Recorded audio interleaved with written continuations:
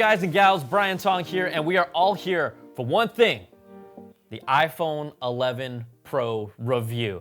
Now, I'm not going to go into every single detail here, but really cover the big stuff and the things that stick out about this phone that just matter to me because, look, I don't get an early review unit. I get one on the same day that you all do. I pay for it with my own money, but I like to take some time to really see how I feel from day one and then after all the excitement of iPhone day wears off. But I'm going to tell you right now, this phone has really surprised me. And you might have seen my earlier video how I claimed that the 2020 iPhone is really the one to get because that's where we're going to see Apple take that just big next jump. And that still holds true for most people. But Apple's improvements with the camera and the battery are the two standouts for longtime iPhone users with this model. And yes, we've seen the photo comparisons. We've seen all that night mode stuff, and it's all important. Image quality is absolutely the most important thing. And the iPhone delivers with its realistic colors and some of the best images from a smartphone camera, but competition is fierce these days. So what really stands out about the triple lens camera to me is the UI and how smooth it is to use compared to any other camera system on a phone right now. And this is special if you're a real camera freak who has to have the best a phone can offer, but it also makes a difference if you're an everyday user who likes to take photos here and there. So we know about the triple lens. You'll have your main go-to, the 12 megapixel wide, 26 millimeter f1.8 aperture lens that lets the most light into the camera of the group. There are other cameras out there with a larger aperture and higher megapixels like the Huawei P30 Pro. We also have the all new 12 megapixel ultra wide 13 millimeter lens with f2.4 aperture. It lets the least light in and it does not have optical image stabilization, but this is a first for the iPhone. It'll give you more options with the types of photos and videos you take, just like it has for other phones. Then we have the 12 megapixel telephoto, 52 millimeter lens. It has a larger f2.0 aperture this year, and this is for your zoomed in 2x photos. It's probably the one though that you and I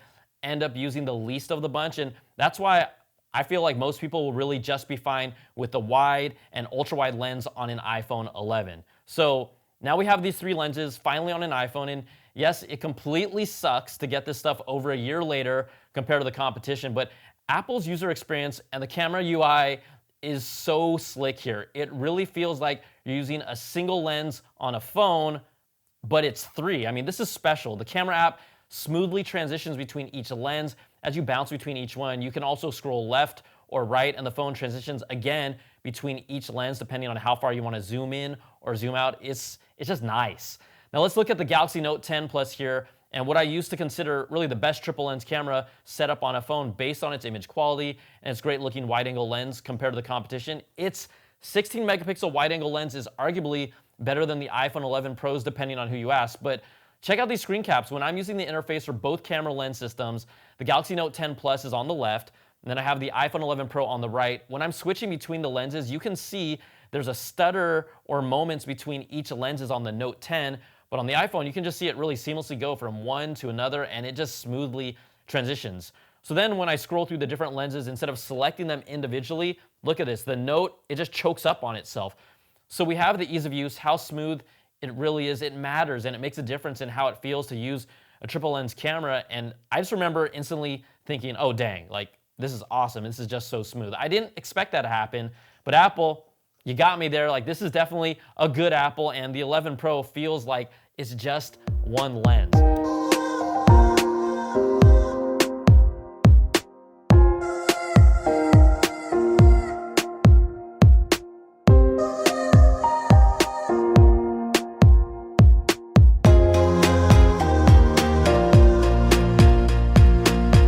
Now you might think that the lens arrangement on the rear looks ugly. I mean, I called it the eye stove.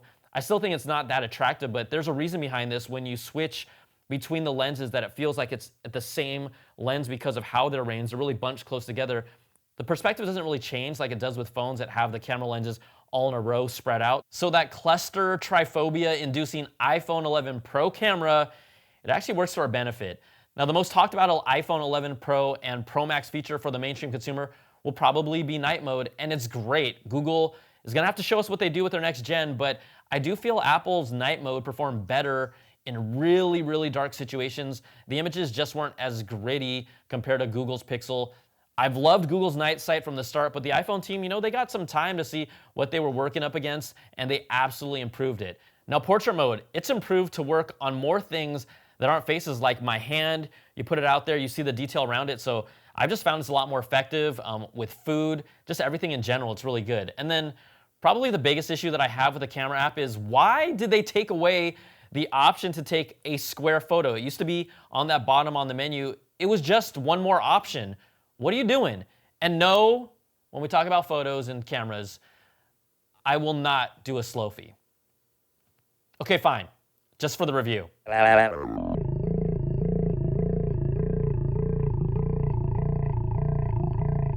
Are you happy now? Yeah, you are. Now, bottom line, the pictures look great, and image quality is still subjective to a certain degree on phones. Some people prefer photos with higher contrast, boosted colors like Samsung does. Some people prefer colors that are warmer versus cooler, and you can always edit them. The Note 10 and the Pixel are still at the top of my list for photos, but the iPhone 11 Pro absolutely belongs with that top group. And what stood out to me the most is that this has become special with how superior the camera UI is. It is flawless. It flows like butter. I absolutely love it. Now, initial reviews are speaking so highly about this phone because it's primarily coming from content creators who got it first. And it's from their perspective that they want and need the tools that allow them to do their jobs the best. So it makes sense. The reality is that probably over 80% of them use iPhone as their daily driver phone. But every time there's this new big product launch, I try to make a music video parody that you're gonna be able to watch on my channel. But during the video shoot, we use this, and it just impressed me at every level. We shot this whole damn music video thing on just an iPhone 11 Pro with my buddy Jay Julio, and we specifically chose to just use the iPhone 11 Pro. There were no special add-on lenses. We just used the native camera app, so we did not use Filmic Pro. We set it to 24 frames per second on 4K video, and anyone can do that by going into the camera settings in iOS. The only tool we had was the DJI Osmo Mobile 3. It's their new super portable foldable gimbal for stabilization that's $120. And no, that's not an ad, I wish it was, but we just want to show you like how minimal the setup was with just two guys. So we went out to the Calico Ghost Town. It's this old west mining town about 2.5 hours outside of LA with just this iPhone 11 Pro and the DJI Osmo Mobile 3. We didn't know really exactly what to expect. There were no fancy lights. There's no other equipment. We didn't bring a crew of people. It was just two dudes, and the results were amazing. The ultra-wide lens made such a huge difference with just like the type of shots we were able to get. So make sure you check out that iPhone 11 Pro music video. I'm genuinely proud of it, but it shows you what's possible with this freaking phone in your pocket. And when you create something like that, I think it just really creates almost an emotional attachment to it and how you feel about it. But what might even be more impressive with this new iPhone 11 Pro, how about the battery life? Like, they obviously made huge improvements with the 11 Pro that now gets 4 hours more compared to the 10S, and then the 11 Pro Max gets 5 hours more than the 10S Max. The phones are slightly thicker and way heavier than last year. I say bring it on, because what's the number one thing that we've been asking Apple for? Longer battery life. Like, stop making these damn phones so slim, because that's not what we want. And I can tell you, I've never had a better battery experience in an iPhone before, ever. Like, I thought the XR was the benchmark. I had one, and it's why I loved it. But the iPhone 11 Pro is just better. And any iPhone user that ends up upgrading is gonna love this phone almost purely because of its battery life. Now, I really got to see how it held up like no phone had before. Again, during our music video shoot, we shot roughly 5.5 hours, 5+ hours straight. We shot all 4K video. We left the iPhone 11 Pro on pretty much the entire time, whether we're recording or just using the screen to verify the shots, or just left it on between shots while we're moving around. It was a 90-degree day in Yermo, California, right? The sun was hitting us the entire time. At no point did the iPhone 11 Pro ever overheat or shut down to cool itself, which I thought might happen. There were 2 instances where it gave us a warning that we couldn't use the phone's flash because it was too hot. But look, we put in easily 5+ hours in the heat with the screen on almost the entire time in this 90-degree weather recording 4K video. And at the end of the day, I still had 26% battery left on this freaking iPhone 11 Pro. That is damn impressive. And we can always hear the numbers Apple throws at us, but in a real world situation like this, that most older phones, easily would have just overheated or lost power at least maybe around the 3-4 hour mark using that much juice. The iPhone 11 Pro is a beast. the iPhone 11 Pro Max is going to be even a bigger beast, and longtime owners of the iPhone are going to just wonder, like, why hasn't Apple done this sooner? But you got to give a big shout out to them and the A13 Bionic processor that like makes this all happen.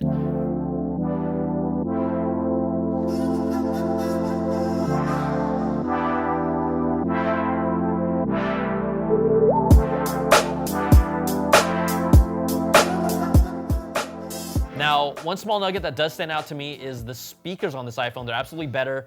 You can hear it from day one. I'm not looking for like a home theater quality sound from my iPhone, but the speaker quality is significantly better and it's great. I love that. The biggest thing that frustrates me about this iPhone though is it's not the notch, which I'll always hate, or the lack of a headphone jack, which they got rid of. I've decided to stop complaining about that, but Apple getting rid of 3D Touch this year. You know, if you've watched my videos, you know how much I love it, and I miss it even more as time has gone on. The long press just accomplishes the same thing, but it's not nearly as fast. It takes longer to use your phone, and I'm getting used to just kind of almost changing the way I use my phone. And I know most people, like, you didn't even use it, or you didn't even know 3D Touch was there, but I get that it would cost more for Apple to keep that technology while probably 90% of their user base wasn't even using it, but I still loved everything about it. I wish Apple did support it, but it's gone. And I won't complain about it again, being that it's gone, but it's just one of those things that I miss the most about on the iPhone 11 Pro. Now, the other big problem with the iPhone 11 Pro is the fact that an entry-level Pro phone still comes with freaking 64 gigs of storage. Like, I know this is a first world problem. We're all lucky to have these amazing devices in our pockets, but 64 gigs to start, that's just a joke. Like, it's a damn shame. And Apple needs to stop being Apple. And at the very least, hey, this is the little to ask, 128 gigs for an entry-level Pro iPhone. Like, it's not even that hard, Apple. So, all right, we look at this thing. What's my verdict? I've been talking pretty highly about the iPhone 11 Pro, and honestly, this thing surprised me. Apple's been trailing significantly from a tech standpoint compared to the competition, but when that ecosystem has you in, once you finally get some of these things that, yeah, have been out for a year, you've always wanted them, but then you got this level of polish and finesse that's there. It's the Apple polish. It makes a difference. And I'm coming from having an iPhone 10. I absolutely did not upgrade to a 10s, and then I had constant camera lens shattering issues. It ended up not being repairable anymore for the past 6 months. So that was part of why I got this and why I want to see, is it worth it? But just because I'm loving this iPhone, and I do love it, it doesn't mean that I'm telling everyone to just go out and buy one right away. People that have upgraded, I know you already knew you were going to upgrade on day one, but what if you're still deciding, right? I think there's a little twisted reality because many of the people reviewing these phones, they upgrade their phones every year no matter what, but that's not a realistic option for most people. I've even skipped a couple iPhone upgrades in the past years after my reviews. So if you're the person who wants the best camera available to you on an iPhone, and arguably the best camera system, and I say that as like a whole complete solution, the iPhone 11 Pro and 11 Pro Max is worth upgrading to. Now, if you're completely happy with your current iPhone, whatever it is, if it's a 10s, 10s Max, 10, 10R, 8, 7, whatever it is, and you don't have any urgency to do it, don't upgrade. But you know I'm going to push you real hard to finally do it in 2020. And like I said, I had a broken 10. It also allowed me to use a 10R and see just how valuable and amazing a phone that is. I still think most people are better off saving the money and buying an iPhone 11 that has the new ultra-wide lens and the standard wide lens, because that's what you're going to use the most. The telephoto lens that zooms in is kind of honestly one that you could go without, but most people won't even really notice a real difference also when it comes to screens from an 11 to an 11 Pro, unless you hold them side by side. Like, yes, I know there's a different OLED, LCD, but when I had the 10R, I didn't miss having an OLED screen at all, and I got that extra battery life. So that's my iPhone 11 Pro review. It's all about this complete camera experience that makes it special if you prioritize for photography and video with your iPhone, but it's still not like a must-have for everyone. The iPhone battery life for longtime users, oh, this is gonna feel like a game changer to them. I know it kind of sounds sad, but it will. And I'll tell you, I was really surprised by the real day-to-day performance and the experience that this new iPhone gave me as a content creator. So there are plenty of things I didn't cover here, but I wanted to go deep into what made the most impact to me and my experience. You know, I'd love to hear your experience if the iPhone 11, 11 Pro, or 11 Pro Max was worth upgrading for you or not, and what phone do you currently have, because I think that really makes a difference too. I read everything you all put in there, and you know that I will see you in the comments. Plus, look out for the iPhone 11 Pro music video. It's going to drop here on my channel, and also my Apple Watch Series 5 review right here is going to be coming soon. So you know what to do. If you like this video, thumbs up, subs up, hit that notification bell, ding, to get all my videos when they drop. And you can also check out my weekly Apple Bits XL audio podcast where we just dive into all the latest stories, and you can help support all of my independent content with exclusives, early access to content at patreon.com/Brian Tong. So thanks so much for watching. That's my iPhone 11 Pro review. It's a beast. It surprised me. And quite honestly, I dig this a whole lot. So take care. Be safe, everybody. Peace.